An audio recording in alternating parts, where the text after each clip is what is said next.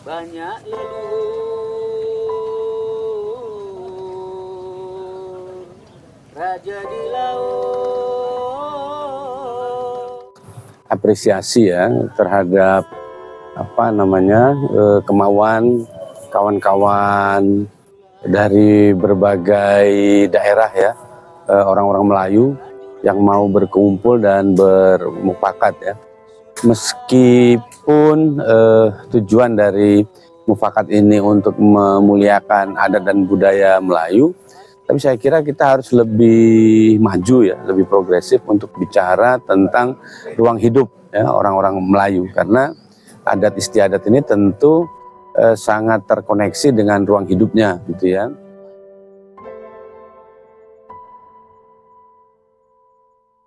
Nah, apalagi kita tahu sekarang orang-orang Melayu banyak yang terpinggirkan gitu ya, dan tanah-tanah mereka gitu sudah banyak yang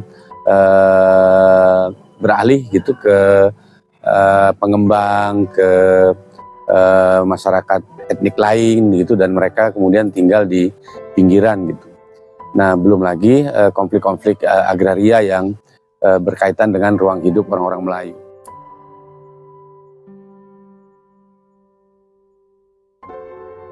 Nah, berikutnya kita harus juga mempertimbangkan gitu, karena orang-orang Melayu yang berkumpul di sini kan berasal dari pesisir timur Sumatera Utara ya. Nah, ruang hidup mereka ini kan sekarang berhadapan dengan ancaman perubahan iklim yang seringkali kita tidak terlalu aware gitu ya, memberikan perhatian terhadap isu ini. Nah, oleh sebab itu menurut saya orang-orang Melayu ini harus lebih solid menyelamatkan ruang hidupnya gitu untuk mempertahankan adat budaya, dan juga bagaimana mereka bisa secara ekonomi lebih berkelanjutan gitu ya. Jadi perlindungan terhadap ruang hidup dan bagaimana mereka menggunakan kearifan lokal agar bisa lebih punya daya lenting terhadap ancaman perubahan iklim. Jadi kita perlu mengangkatlah apa dan bagaimana masyarakat ini kehidupannya, ruang hidupnya, budayanya, situs-situs peninggalan yang ada dan sebagainya. Istilahnya mereka ada sungai larangan itu ya, Lubuk Larangan dan seterusnya. Nah di sini ada nggak seperti itu? Atau dulu ada sekarang nggak ada? Atau dulu ada sekarang masih ada? Nah, menurut saya mesti dilihat lebih jelas ya kemana arah dari aspirasi itu. Nah, misalnya ada aspirasi-aspirasi yang menurut saya itu mestinya menjadi tanggung jawab pemerintah. Nah, perlu dipikirkan bagaimana mendeliver gitu agar aspirasi itu sampai ke para pembuat kebijakan gitu. Nah, yang kedua, ada aspirasi-aspirasi yang ditujukan ke internal gitu ya, ke kelembagaan Melayu, ke institusi-institusi adat Melayu gitu ya. Dan bagaimana itu bisa terus dikonsolidasi agar bisa direspon dengan baik secara internal. Nah, yang ketiga, saya kira perlu dilihat lagi bagaimana sebetulnya posisi tuntutan itu terhadap kondisi Indonesia sekarang. Nah, kolaborasi dengan pemerintah menurut saya semakin terbuka dengan adanya Kementerian Kebudayaan sekarang, dan juga keinginan besar dari Presiden baru gitu untuk lebih mensejahterakan masyarakat menuju Indonesia maju. Nah, ini saya kira kesempatan bagi orang-orang Melayu untuk bisa membangun engagement yang lebih baik dengan pemerintah saat ini.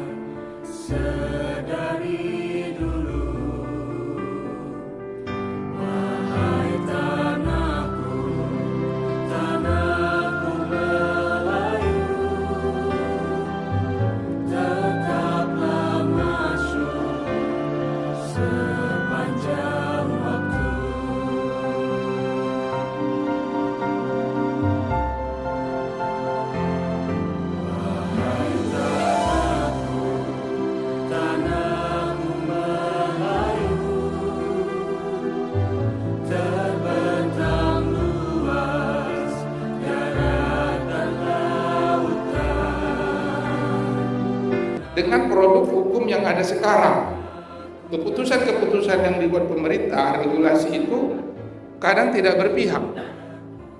Ya, kalau kita baca, misalnya ada Permendagri, ada keputusan Menteri Kepala BPN, itu sebenarnya malah saya lihat ada yang kurang sinkron, bisa malah menggerus keberadaan masyarakat hukum adat itu sendiri, baik eksistensinya maupun hak-hak yang seyogianya menjadi milik dia. Maka diperlukanlah orang-orang yang pemikiran futuristik untuk menjaga ini, menjaga diri, menjaga budaya kita, dari diri otomatis budaya terjadi. Lalu kalau dalam sebuah penelitian ilmiah, skenario planning itu sangat penting ya. Tidak hanya untuk pembangunan, kita memandang masa depan bagaimana ini wilayah adat kita ini mau diapakan. Jadi mangrove itu banyak sekali manfaatnya, dari manfaat ekonomi, biologi, dan ekonomi. Salah satunya adalah manfaat ekologi. Dan Indonesia ini adalah pemilik hutan mangrove terbesar di dunia. Di EU 20% hutan mangrove yang ada di dunia itu ada di Indonesia. Totalnya dari data Badan KLHK itu 3,3 juta hektar yang ada di Indonesia. Bahwa laut, sungai, hutan, tanah, dan mata air sebagai sumber kehidupan masyarakat wajib dilindungi dan dilestarikan oleh pemerintah bersama masyarakat. Ke-12, bahwa pemerintah dan masyarakat harus melakukan pemuliaan adat budaya Melayu. Ke-13, bahwa pemerintah harus mengembalikan dan mengakui hak-hak tanah masyarakat adat Melayu. Dan terakhir, nomor 14 adalah bahwa pemerintah harus menyediakan anggaran sebagai bentuk apresiasi kepada penggiat adat budaya Melayu.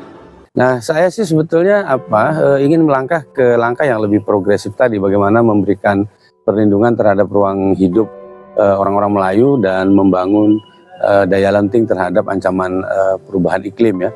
Dan karena ruang-ruang hidup mereka ini kan di dalamnya juga menyimpan potensi karbon yang luar biasa karena ada mangrove dan seterusnya gitu ya. Nah, jadi saya kira selalu ada peluang, yang penting adalah bagaimana soliditas di teman-teman sendiri. Dari cerita ayat tadi, seperti itu nggak akan terjadi apa? Karena apa? Harus ada legitimasi dari Anda.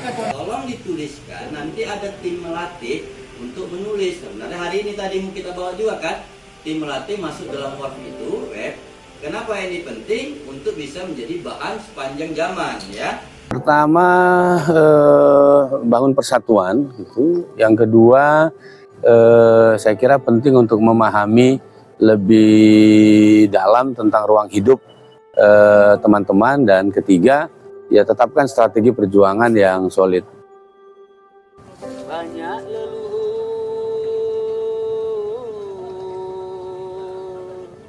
raja di laut,